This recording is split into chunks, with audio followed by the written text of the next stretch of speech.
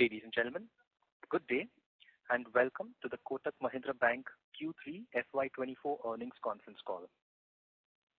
As a reminder, all participant lines will be in the listen-only mode. There will be an opportunity for you to ask questions after the presentation concludes. Should you need assistance during this conference, please signal an operator by pressing star and then 0 on your touchtone phone. Please note that this conference is being recorded.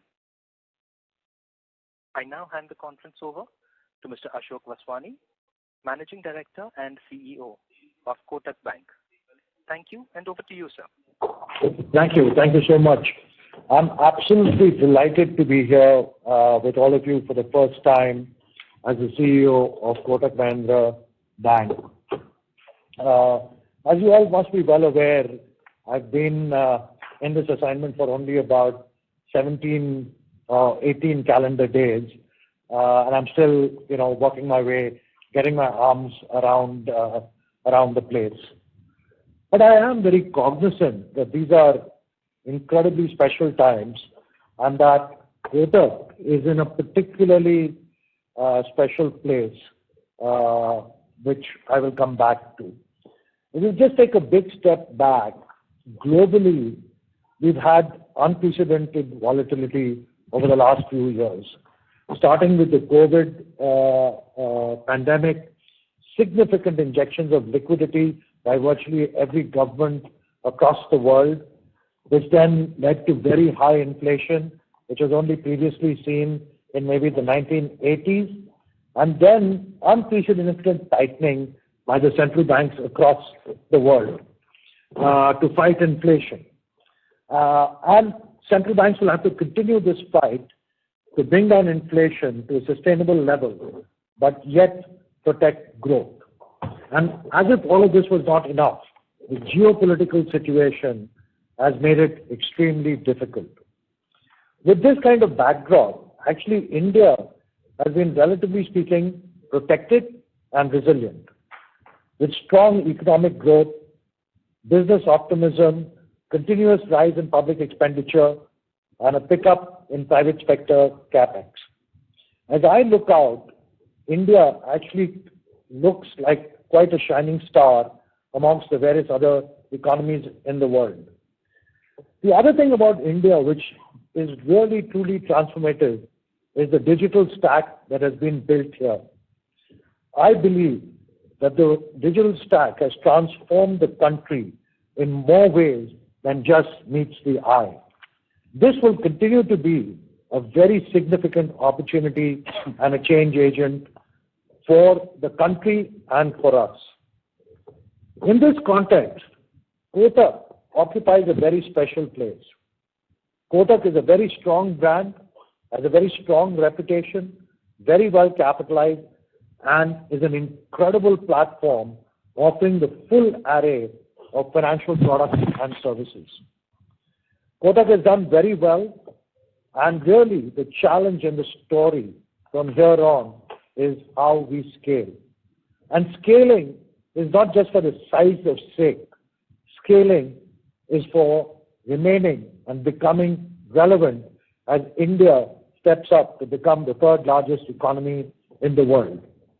But for today, let's focus on the Q3 numbers, and I'll turn to Jaimin to help us walk through the numbers. Thank you, Ashok. And friends, just to take you through the October-December 23 numbers which we disclosed earlier today. Let me start with the consolidated numbers first. This quarter, we closed the quarter with a post-tax profit of 4,265 crores, which was compared to 3,995 crores the same period last year. If I take the 9-month period, which is April-December 23, we brought in 12,876 crores versus 10,359 crores same period last year. The bank's contribution this quarter was 3,005 crores. The bank did take some hits on a couple of counts. I will talk about that as we get into the details of the bank. On the other entities, the securities business brought in 306 crores of profit, which is about 27% higher than what they did in the same period last year. Securities also improved its market share from 5.8% last year to 10.3% this quarter, with a significant increase in the derivative market share. Kotak Prime contributed 239 crores this quarter versus 225 in the previous year. The vehicle loan book in Prime has grown sharply on a YOY basis. Kotak Investments, again, on the back of a 35% growth on advances, has taken its post-tax profit for the quarter up from 86 crores last year, this quarter, to 157 crores. The microfinance business correspondent entity, which we have called BSS, brought in 104 crores of post-tax profit for the quarter, and for the 9-month period, 307 crores. The life insurance entity this quarter had a post-tax profit of 140 crores and was hit on account of the change of commissions which happened. I'll have the management talk about that. The mutual fund entities, the domestic mutual fund, brought in 146 crores. Last year, same quarter, we had some one-time capital gains which had taken that number up. Our overall group-wide assets under management have grown 32% on a YOY basis and are now in excess of 5 lakh crores. Our overall customer assets at the consolidated level at 4,50,000 crores, which is about 19% higher than what we were a year ago. The capital position across the group is very healthy. Overall, our net worth at 1,25,000 crores. Apart from the bank, the two NBFCs having capital adequacy in excess of 25%. The life insurance entity having a solvency of 2.66%.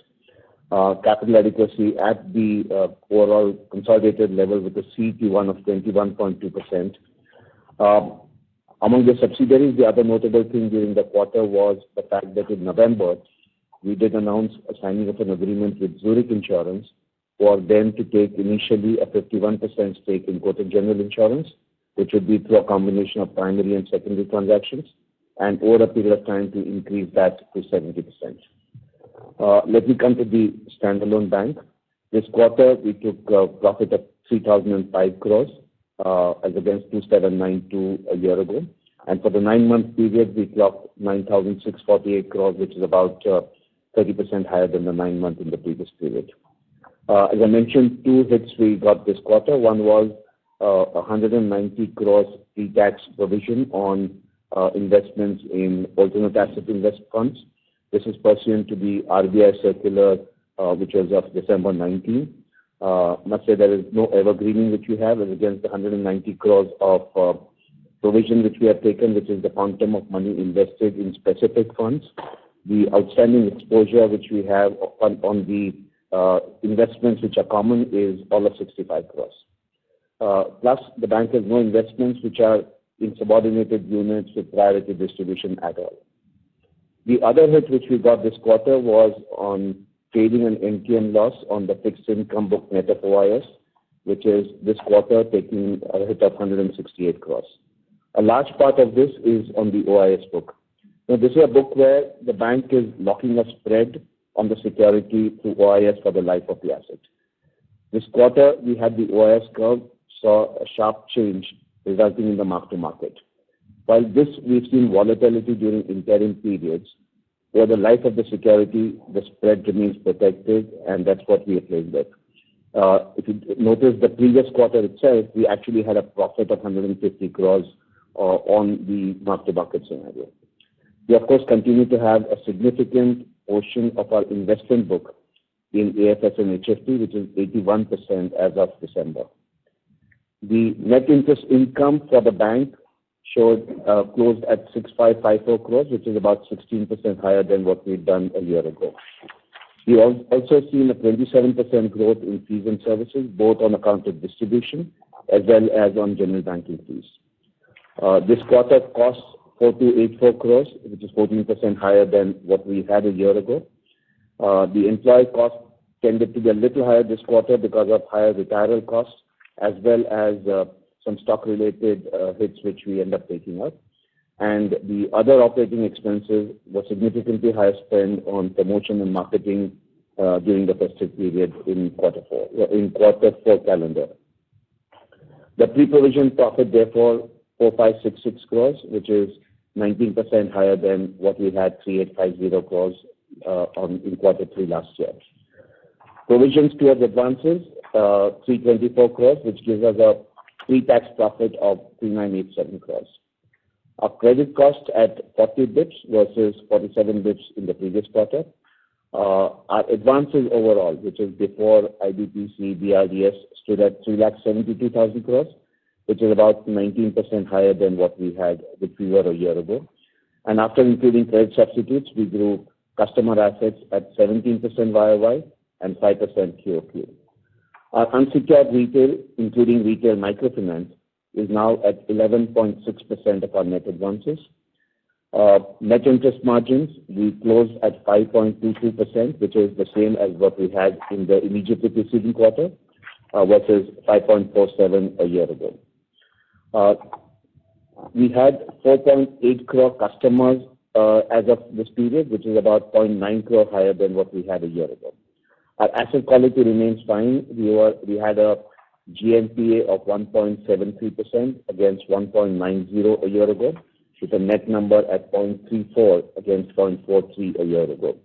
The coverage ratio, therefore, at over 80% now. Our slippages this quarter were about 1,177 crores, whereas at net level, we would come to about 888 crores.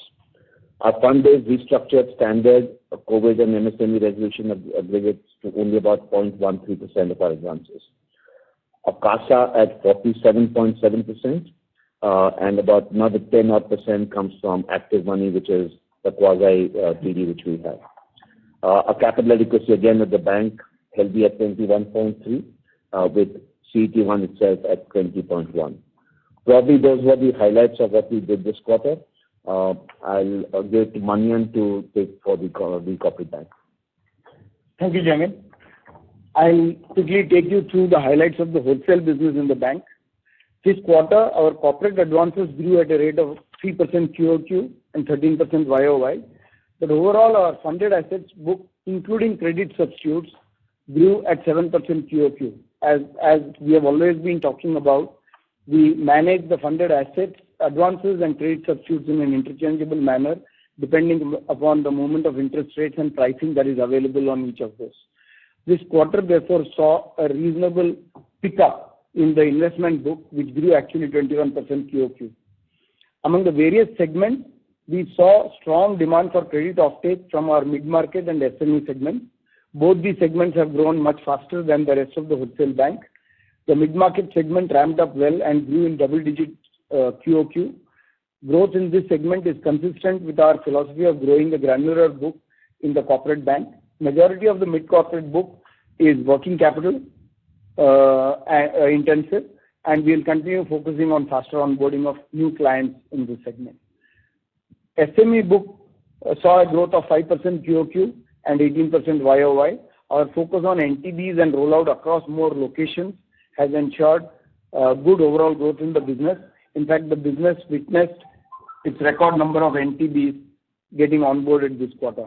SME book quality remains healthy. However, we do continue to see pricing-related challenges in this segment.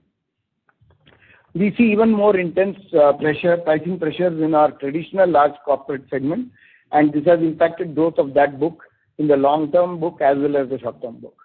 But advances growth was relatively healthy in the conglomerates and the multinational segments. We have been cautiously building our infrastructure financing book in a selective manner. We have seen some traction in this side of our business, with deals being closed across renewables, roads, hospitality, and other allied sectors. Our overall portfolio metrics remain excellent, with negligible credit costs. We are seeing somewhat subdued growth in the fees in the current year. While we have seen growth in throughput in FX volumes, spreads have been competitive and have put pressure on the fee growth. Even though DCM has a healthy pipeline, we have seen some challenges in deal closures during the quarter, and therefore the income was somewhat subdued. On the liability side, the current account balances were muted this quarter. The lumpy upside that we saw in Q2 arising out of custody flows has moderated a bit in Q3. We continue to focus on garnering a higher share of the customer flows and transaction banking in the corporate segment. On an average basis, the core corporate segment has shown a reasonably robust QOQ growth. We have been investing significantly in improving our technology and stability of our systems. Our digital offerings through FIN and our offerings on tax remittances continue to show good adoption rates. Tax payments through the bank grew at a healthy 35% QOQ. This quarter, we also successfully completed migrating all our CMS payments customers to our new CMS platform.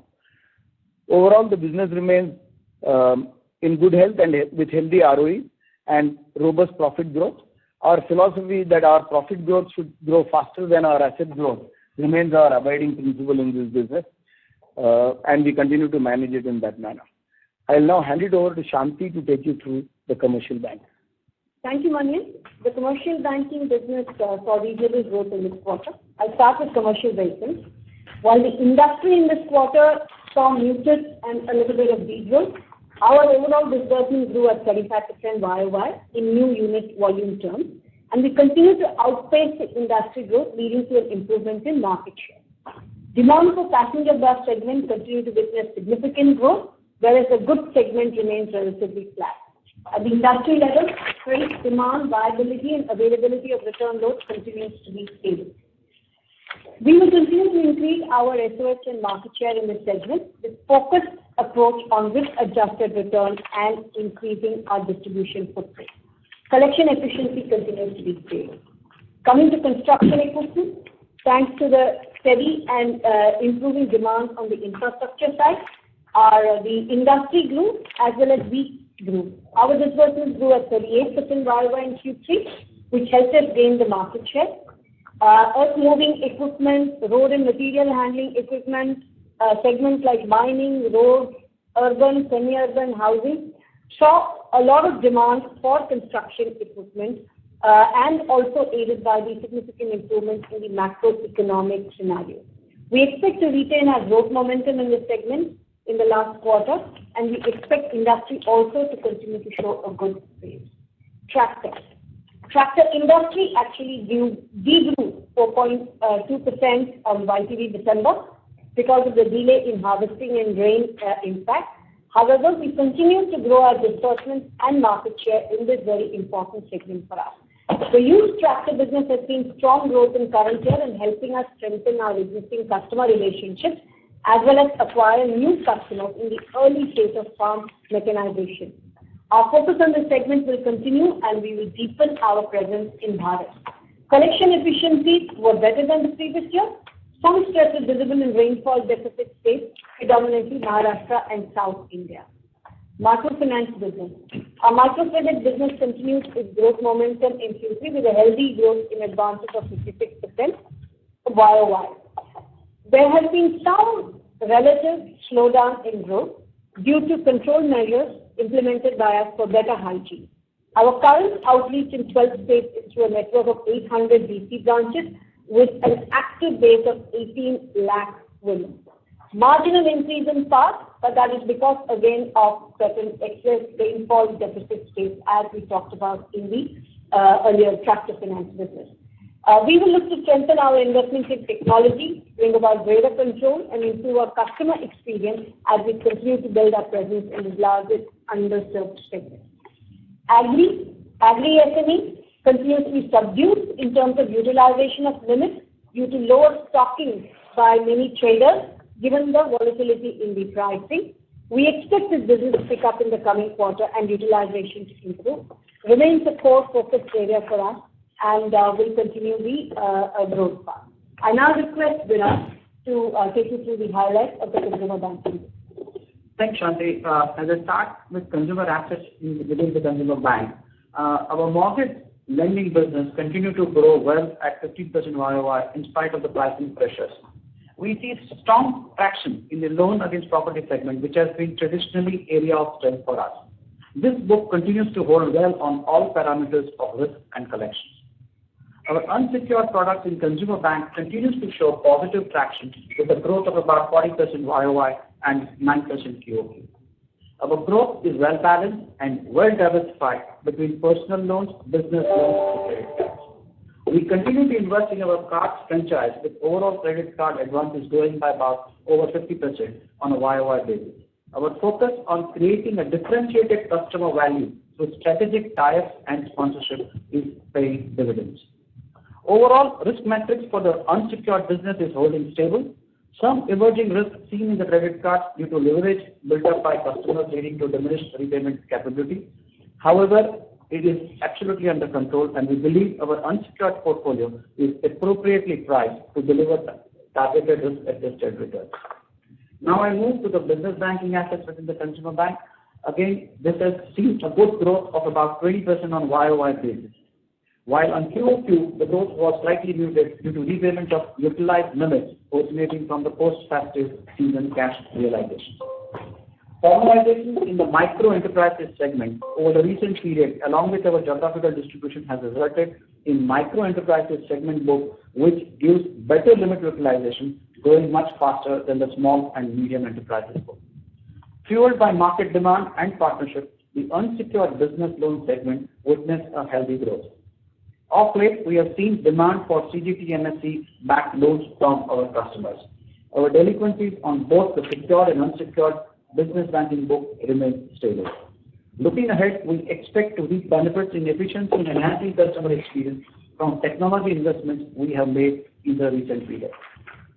Moving on to the liability side, the total deposits have grown 19% on YOY basis, with major contribution coming from term deposits. However, savings account balances returning to show some positive traction on a YOY basis. In line with bank's objective of building a granular and stable deposit franchise, the bank introduced a special offering for a senior citizen customer segment, which was received well on the ground.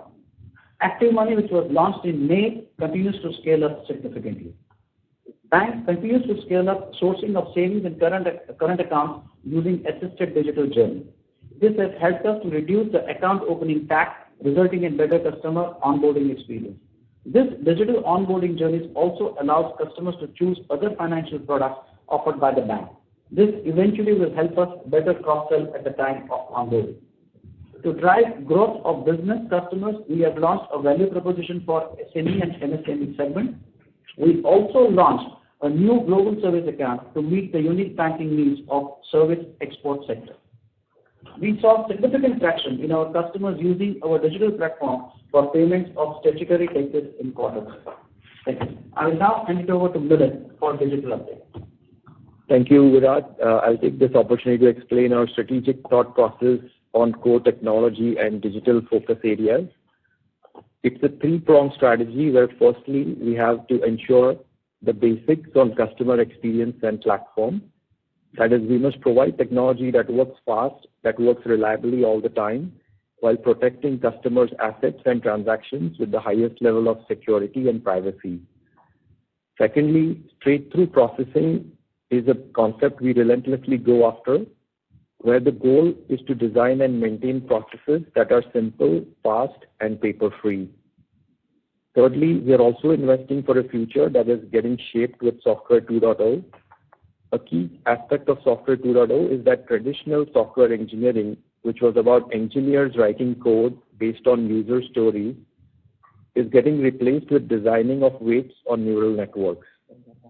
In order to be fortified on all three aspects of this strategy, we have to have the right skills in-house, and we have had a significant focus in 2023 on onboarding some of the best tech talent and establishing best practices such as architecture review board and principal engineer reviews for our project design. We plan to double down on these efforts in calendar year 2024. A short glance at the metrics on the digital page show notable improvements in digitization across both consumer and wholesale areas.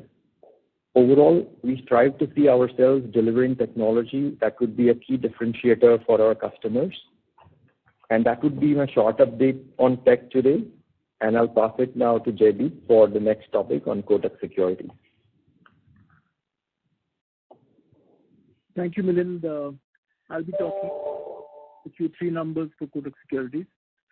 When the overall cash market volumes saw a dramatic jump over the last 2.5 months, which has clearly been fueled by the FIs and domestic mutual funds. Options volume have shown some bit of plateauing over the last quarter. We will have to wait and see how things pan out post this round of market volatility. Kotak Securities delivered a top line of 999 crores for Q3 of FY24. This was against a number of 784 crores for the same period last year. This top line resulted in a PAT of 306 crores, which was comparable with a 241 crore PAT of last year. The call taken by the firm on having Neo as the preferred app and web platform for our customers is working out reasonably well. Neo today accounts for nearly 90% of the firm's volumes, 80% of the traded orders, and 85% of the futures and options orders. It is being liked by our customers. Still some time before all the customers' demands for all the features are met. The team continues to strive to ensure that it listens to every communication by the customer and tries fulfilling it. The institutional part of the business would be one of the strongest franchises of the group and shows robust growth in practically all categories. The overall market share has seen a healthy growth, and we will continue our endeavors to keep climbing on the market share. I will now hand over to Mahesh Balasubramanian, who is the CEO of Kotak Life Insurance.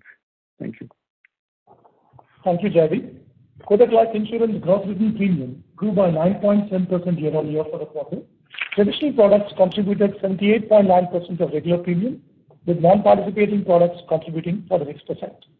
Our unit growth has been lower than some of our peers, as our focus has been more on the traditional products which deliver consistent margin. The overall protection premium stood at 36.6% of individual new business and group premium. Kotak Life profit after tax for the quarter stood at 140 crores, which was lower than the same period last year. This is mainly due to two reasons: higher guarantee rates to customers on the non-par products sold during the period, resulting in higher new business strain. Secondly, consequent to the change in guidelines wherein commissions have been deregulated, we now pay higher commission to few partners, including Kotak Mahindra Bank. I'll now hand over to Vyomesh Kapasi to go through the results of Kotak Bank. Thank you, Mahesh. Auto industry witnessed good retail demand in Q3 due to festive season and attractive consumer offers in the year end. This has also resulted in reduction of stock level at the dealership. So far, industry has grown 7.4% in the current financial year and 8% for the calendar year 2023. The demand is mainly driven by SUV segment, which is now more than 50% of the industry sales. Passenger car EV sales has doubled in the first 9 months of the current financial year to 65,000 approx, against 30,000 last year. EV penetration in the industry is now at 2% as compared to 1% last year. This year, KMP car finance business growth is 2.5 times higher than the car industry growth. Overall on the financials, profit after tax was 239 crore in Q3 against 225 crore in the same quarter last year and 208 crore in previous quarter. KMP acquired Volkswagen and Ford portfolio in financial year 2022, which is running down. As a result, the contribution from this portfolio to PBT has come down this quarter compared to same quarter last financial year. The overall customer assets at December 23 are at 32,944 crore against 26,983 crore as at December 22. Thank you, and with this I'll hand over to Mr. Nilesh Shah of Kotak AMC. Thanks, Vyomesh. Let me talk about our asset management business. In third quarter FY24, our total average AUM grew 23% YOY to reach rupees 3.54 trillion. Our equity average AUM grew 32% YOY to rupees 2.10 trillion. Our equity AUM market share grew to 6.56% in third quarter FY24. Our SIP inflows for December 23 grew 23% YOY to rupees 10.9 billion. Our non-institutional AUM stands at about 59% of total AUM. Our PBT before other income grew 19% to rupees 184 crore in third quarter FY24 on back of AUM growth. Our total AUM across mutual fund, PMS, offshore, insurance, and alternate assets grew 32% YOY to rupees 5.33 trillion, led by domestic equity and offshore funds.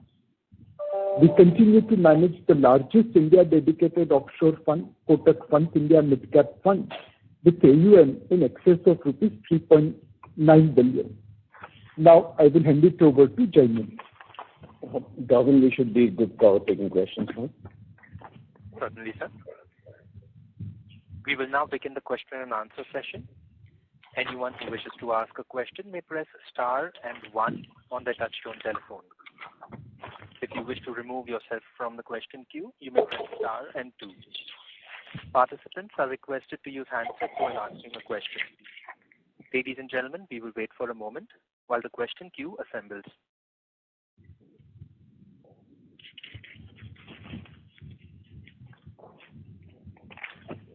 The first question is from the line of Chintan Joshi from Autonomous. Please go ahead. Hi, am I audible? Yes, sir, you are audible. You may proceed. Thank you. Thank you. I wanted to start off with understanding the sensitivity to your NIM for FY25. So the way I see it, you have something like 35-40 basis points of NIM improvement coming from the business mix shift towards unsecured. And also kind of, 57% of your book is EBLR. So if I think about FY25, what do you see? How do you see the impact of RBI measures on unsecured impacting your book? And how does that flow into NIMs? And also, if there is a rate cut, let's say at the end of FY25, how should that impact your NIMs going forward? If you could give some color on that, that would be helpful. So let me just take that, Jamie here. Yes, you're right, 57-58% of our book is linked to repo, and to that extent, it is directly linked to what's happening there. We had this year, we've seen repo rates flat. There has been effectively since the last increase in February 23, we've retained that number for all of this period, and likely to be at that level for some time. We don't know when it will change. But yes, the book is somewhat sensitive to the fact that it is 58% is linked to repo rate. So if the repo rate falls, yes, those advances do get repriced. And to that extent, it will depend upon how the mix on the asset side as well as the liability side is changing. Yes, the unsecured book, we have taken it now to about 11.6% of our overall net advances. We have talked in the past that we would be comfortable to take it to early to mid-teens. We are pretty much on that journey. At this stage, there is no reason for us to put the brakes on it. While RBI may have increased risk weights and all, we are quite comfortable with that. And that wouldn't really put the brakes on what's happening on that growth. So we'll keep growing that steadily from where we are today, of course, keeping an eye on the collections and credit, but that will keep going on. So yes, if the repo rates drop, it will kind of rebalance what's happening. The decision on going for higher unsecured will not be necessarily linked to because the repo rates are falling. It's a mix of how the credit book would look like. Thank you. And then the second question is on deposit competition, which seems to be tight, competitive in the system. Liquidity is tight, which should be a headwind, arguably, to your cost of funds. The question I have is, do you see room to move lending margins higher to offset some of these competitive pressures? Or do you think, BAU, business as usual, is good enough for the moment? They're two different. Both sides are in the marketplace. So while deposits, all banks would go for deposits and pay what is the right and what the depositor will take. Similarly, the borrower is also in the marketplace, and you're not going to be able to price higher than what the market is willing to pay. So it will have to be played out in the market. Yes, there is a challenge in deposits, which we've called out in our investor presentation, and to that extent, yes, we will We are taking all kinds of steps. We activated the street deposits. We call it active money. That happened about 6 months ago, and we've seen big traction on that. We had reasonable growth both in the previous quarter and in this quarter. Last quarter, just a month ago, we've activated the senior citizen scheme. So that's again, we pushing that out. So that is a separate play, and what the market will pay you on the borrowing, on the asset side is a completely different way. So you don't, okay, so do you see any signs of lending margins increasing in face of deposit competition pressure? Not really. I think that will play it out. I think there are enough players on the lending side also. So it's a competitive market, and each of the product segments and the customer segments you are in are very different pricing. So it is a very competitive market, and we sort of have a strategy in each of the segments. Okay, thank you. And finally, just wanted to say welcome to Ashok and congrats on the role. Thank you. Thank you so much. Much appreciated. Thank you. The next question is from the line of Mahrukh Adajania from Nuvama. Please go ahead. Yeah, hello. Hi. My question is, in general, a discussion, on LDRs, because the presentation has talked about, you just mentioned the deposit challenge. And then there are talks from some banks that RBI is monitoring LDRs more closely than it was earlier. So,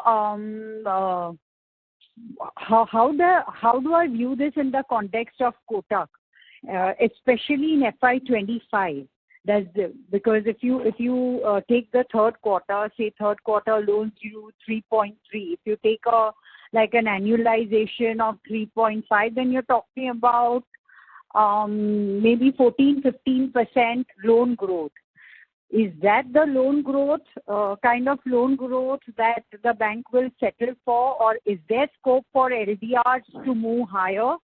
How does it pan out from here? Is there any guidance or, any rough target that you could give on where LDRs should settle in FY25? So, Mark, let me just put a couple of things there. One is what you talked about, the 3.odd% as advances there for the quarter is at the net level. If you look at the level before the IBPC, BRDS and others, the number of customer asset growth is about 5.3% odd for the quarter. So that takes you to about 20% thereabouts annualized. So that's broadly the asset side growth which is happening at this stage. IBPC, BRDS is like a way of funding that to keep that going. On the LDR, we are at 88% at the end of December. Let's also recognize the fact that while 88 may be optically higher, we also have among the highest tier 1 capital in the industry, which is pure equity. Our CET1 today is about 21%, which is giving a lot more cushion to what we can do with it. Plus, look at the fact that on the LCR, we are at about 126% overall at group level, about the same level as what we were a year ago. So there is enough liquidity there. And yes, we will keep looking at that. And we also at times fund coming through other means. Take this quarter itself, where we did about 3,000 odd crores through borrowings, which were from refinancing from SIDBI. So there are other avenues which are available to fund the asset growth. We will keep looking at it. Of course, deposits is something which we are very focused on. Okay. So we can still see high teens growth next year? Yeah, I mean, the standard thing, if you notice Kotak for the last 20 odd years has been that if you take the nominal GDP, we would typically end up in the space of 175 to 2 times that growth at the time when we want to grow. Of course, there are times when we hunker down, which is not the stage at this stage. Okay, so high teens should be possible. And my last question is on basically, again, deposits only. With so much competition in deposits, do you think deposit rates are likely to rise or margin pressure? You could see margin pressure going ahead.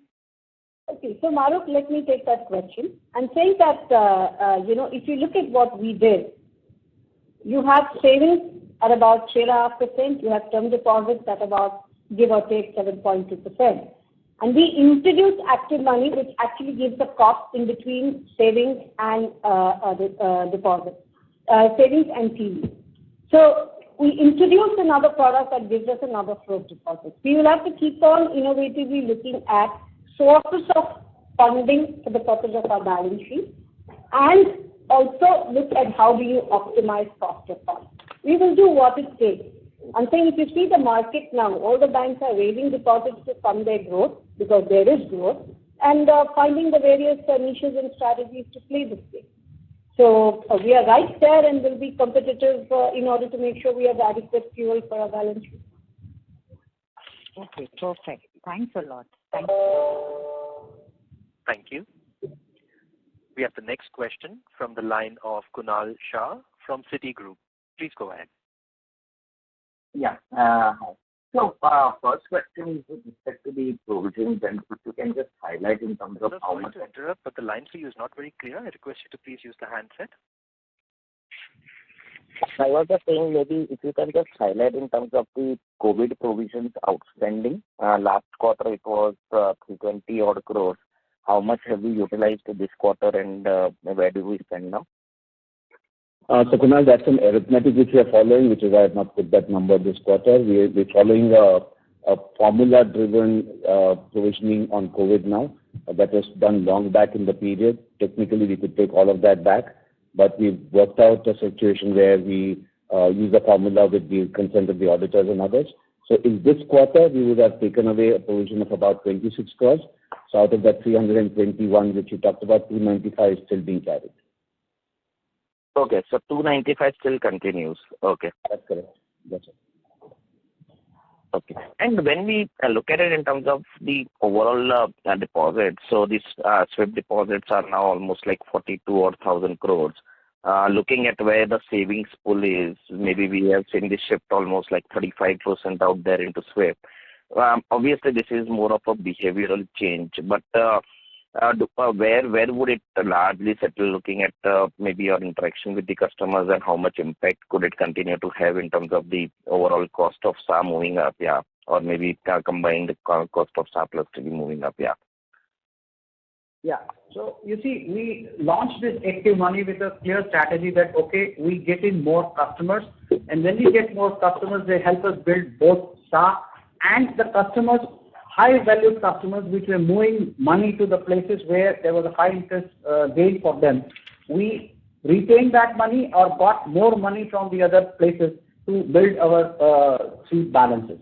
I think that strategy has worked for us so far, and we will definitely continue going forward, is to get more customers, more SA balances, and money moving into sweep. So at least the money that we have as deposits keep on growing. Okay. And last quarter, in fact, you indicated when there was 35 bips decline, that 20 bips was spread impact and 15 was maybe one-off. Maybe this one-off would not unwind, but maybe it will not repeat this quarter. So if we just look at in terms of the maybe currently 5.22 staying as it is as Q2, if you can just give the breakup in terms of how much has been the impact on the spreads, and how much maybe, if any, of the unwinding which was there, maybe which has helped this quarter. So that would maybe, because expectations were of a decline, yeah.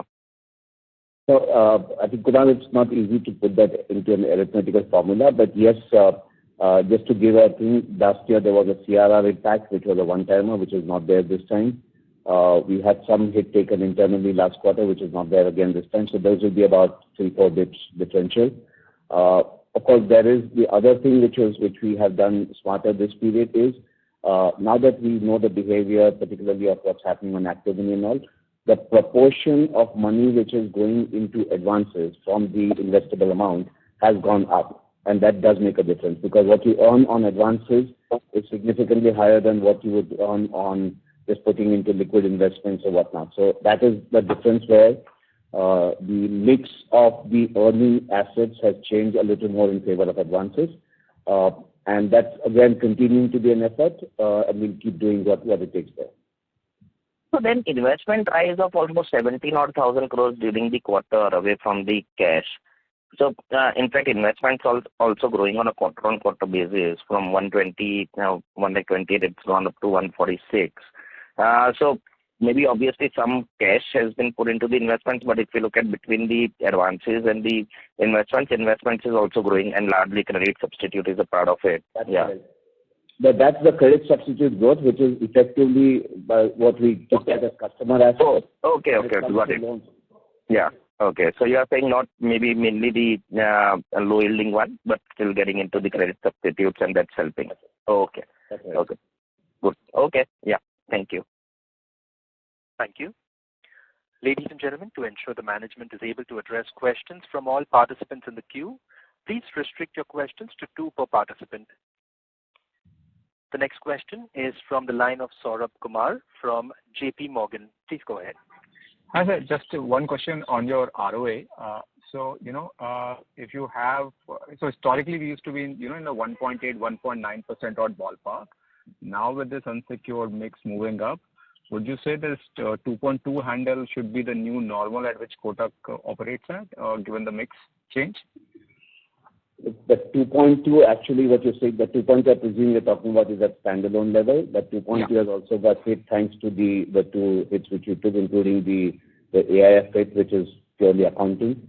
So it could actually be higher. But the numbers which you're talking about, the 1.9 and odd, were in a different era. We've raised capital after that. Does help you on the ROA number, which effectively we raised about 7,000 crores in 2020. And that's taken up our CET1 ratio. So that does help on the ROA. But I think overall, the margins have tended to get higher. If you again go back to that era of 1.9 thereabouts, our NIMs were operating more in the 4.5 range. We're now talking about consistently in the 5+ range. Yes, it's basically been a mix shift in the book. That's a higher ROA book. So my question was like, now we should expect Kotak to be now structurally above the 2%, 2.1, 2.2% ballpark, right? That's again, that is the ROA is more of a consequence, and yes, the mix change has helped on the asset side, and yes, the consistent thing of pushing the CASA numbers again. Okay, thank you.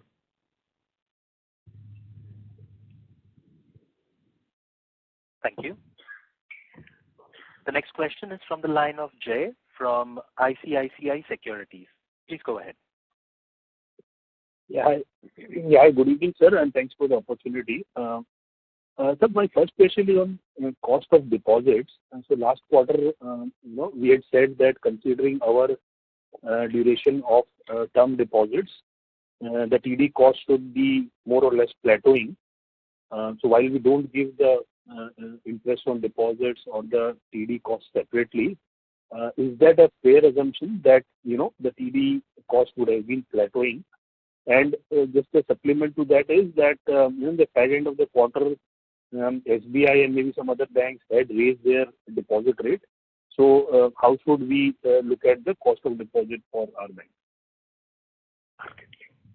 That's a market-driven thing technically, and yes, you've seen if the big boys play the deposit game, some of us will end up having to raise the deposits. Yes, so I wouldn't say it's absolutely plateauing, but yes, the range has been narrow. I'm saying that it's not just the repricing of deposits, which we had said 10, 11 months more or less done. There's a mix change also, right? We talked about the fact now that there is SAR, there is active money, and there is term deposits. The mix of deposits are also changed. It's not just a function of repricing of the TDs, but the mix of deposits as they go forward.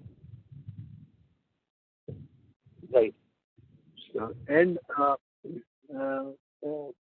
so that is one. And secondly, on if you can also talk about on PSL criteria for PSL fulfillment for our bank.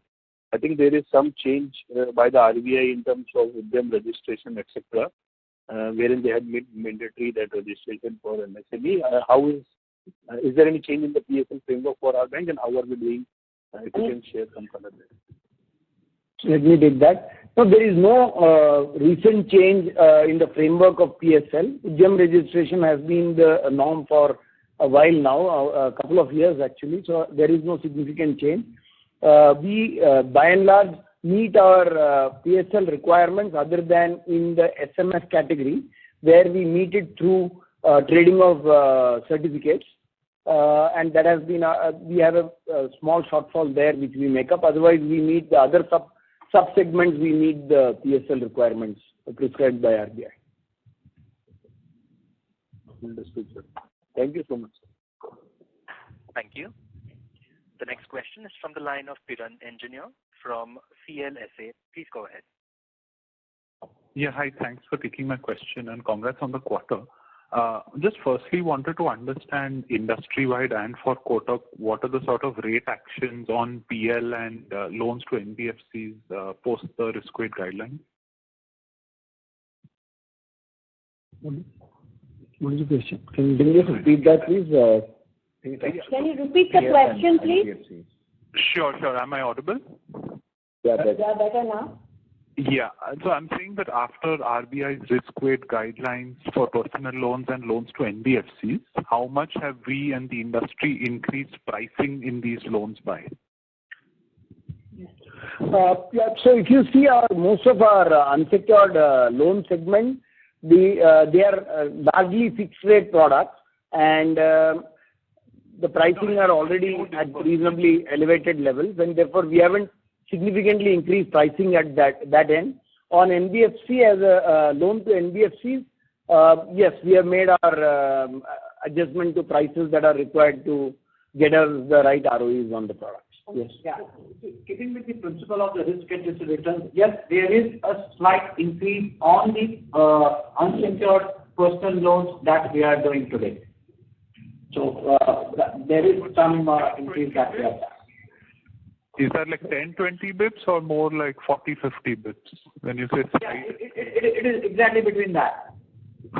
Okay, so 20-30. Okay, fair enough. Secondly, just wanted to understand, festive demand for commercial vehicles was a bit muted. Couple of your peers have reported. But we've delivered like 9% QOQ growth. So what exactly are we seeing, or is there some sort of one-off in the base that we need to understand out here, or some market share gains? Can you just elaborate on that?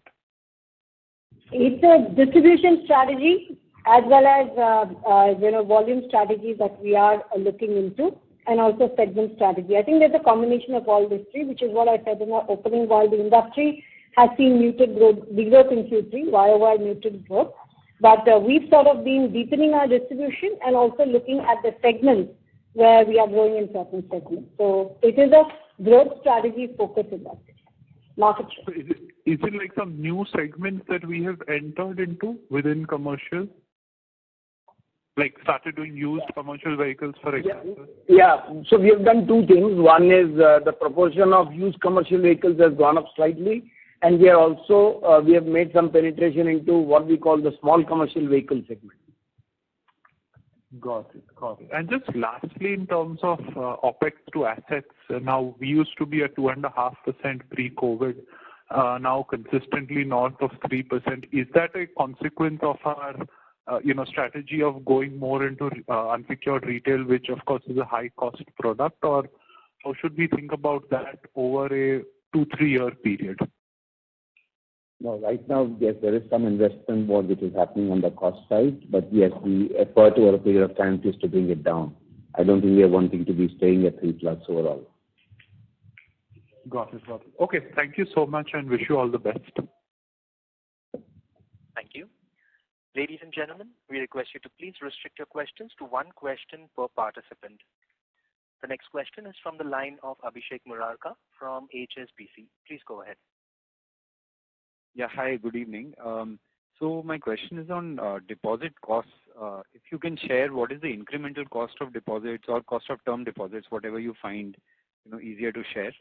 And also LCR, I think you mentioned 120% at the group level. Can you also share that number for the bank?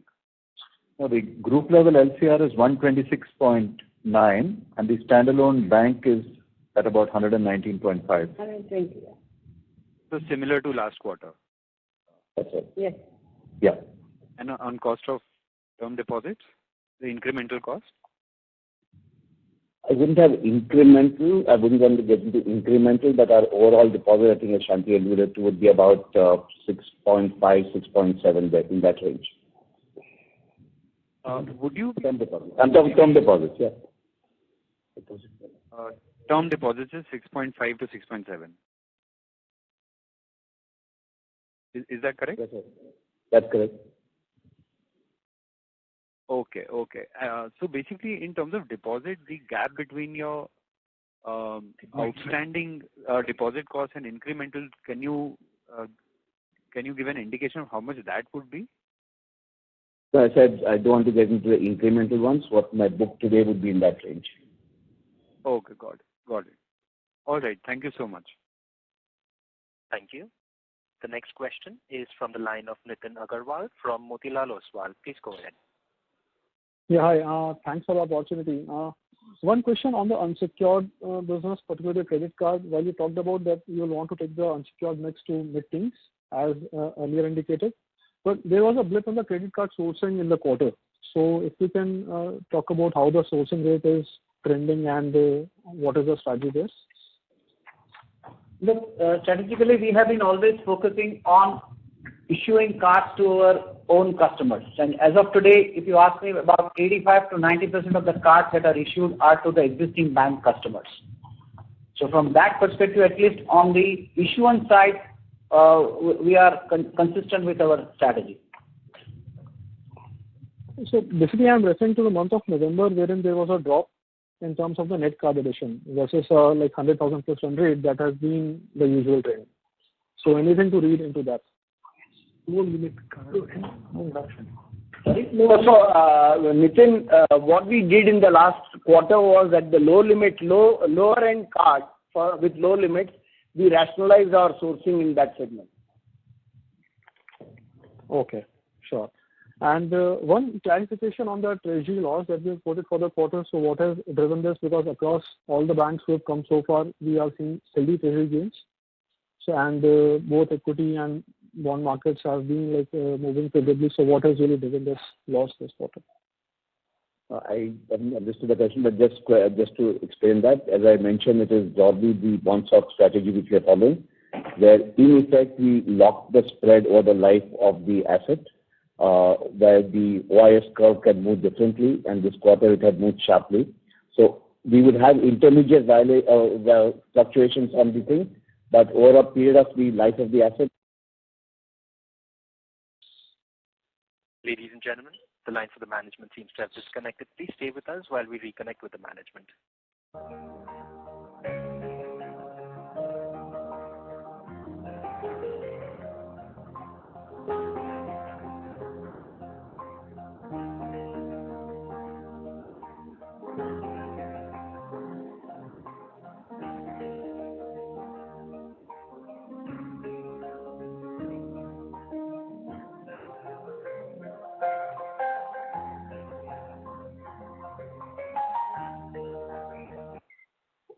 Ladies and gentlemen, we thank you for your patience. We have reconnected with the management. Over to you, sir. So, Kevin, do I need to repeat the answer again? Then I'll do that. So just to explain the treasury loss which we took this quarter, it is basically a part of the bond swap strategy which we do, where over the life of a security, the swap enables us to fix up a lifetime spread which we are protected on. While the swap curve moves, there could be volatility in the intermediate periods. We saw a profit in the previous quarter. We've taken a hit in this quarter. But over the life of the asset, the spread is protected, and that's what we play on. So yes, we'll have to live with this volatility over periods, but I think over the life of the security, it's a gain which we quite like, and we'll continue that. Right. And lastly, like on the ROA, while you talked about the sustainable ROAs that you look at, but how do you really look at the ROE in the medium term? Because that's one metric wherein Kotak has been really like behind other private banks. No, I take the point. Just as the ROA is helped by the equity which we raised, it is a drag on the ROE because at 21% CET1, it's significantly higher than what we would need. So to that extent, yes, we would look at and we would take a look at what we do with that. But yes, the capital which we raised 3-4 years ago has effectively the profits have been enough to keep the growth going, and to that extent we'll keep looking at what we do with the capital. Sure. Thanks so much and wish you all the best. Thank you. The next question is from the line of Param Subramanian from Nomura. Please go ahead. Yeah, hi. Thanks for the opportunity. Just one data keeping question. So for the investment book, how is it split between GSEC and non-GSEC? Because the credit substitutes has gone up, and you mentioned you manage margins by moving cash into credit substitutes, but at the same time we maintain the LCR. So if you could just explain how that happened. Broadly, our GSEC book is about 108,000 out of the 145,000. So when we've seen that, I think somebody asked earlier about 128 in the previous quarter going to 145. A large part of that has gone into investing, which is in credit substitutes. Effectively, of the 145, about 108 would be with respect to GSECs, about 28, which is the credit substitutes there. The balance will be including our investments in subsidiaries and whatnot. Yeah, Jamil, could you explain how the LCR has been maintained? Despite you said that the margins have been managed. The 15 bps drag on margins, which was there last time, has been managed. There are two different things. I'll talk about the margin. I'll let Paul take the LCR bit. The margin is there because of the fact that you have the proportion of advances to the earning investments has increased, and even a small change does make a difference because what you make on your advances is from a yield basis higher than what you make on investing or interbank funds. So that's how the margin was maintained over the last quarter. In terms of LCR, overall LCR is good because we are fairly comfortable on our liquidity position, and therefore that is really what is helping us to maintain our LCR. However, we sort of carefully balance how much our inflows and outflows in the short term. We manage some of that. We manage our HQLA, we manage our investments, and therefore also try to optimize LCR using that. So it's a combination of these that helps us to manage our overall LCR. But I think the underlying factor is really that we're fairly comfortable on liquidity.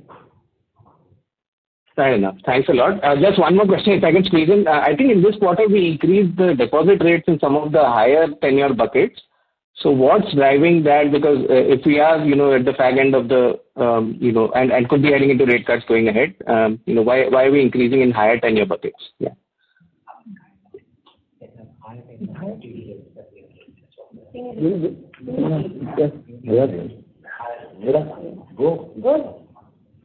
Look, in terms of the opportunities in the market plus an option to get higher, this is a time where the interest rates, people believe they are at the peak, and from here on it will come down, and hence there is an opportunity for us or for the customers to lock in the deposits at the higher end, and that's where we saw the opportunity, and in certain durations we have raised that rate, and there again to be competitive with the 3 or 4 competitors whom we benchmark with. Okay, thanks a lot. All the best. Thank you. Thank you. Ladies and gentlemen, we will take that as a last question. I would now like to hand the conference over to Mr. Ashok Vaswani for closing comments. Over to you, sir. Guys, just on behalf of the entire Kotak team, wanted to say a very big thank you and appreciate you doing this on a Saturday evening. And with this, I'd call it to close for this quarter's results. Thank you. Thank you. On behalf of Kotak Mahindra Bank, that concludes this conference. Thank you all for joining us. You may now disconnect your lines.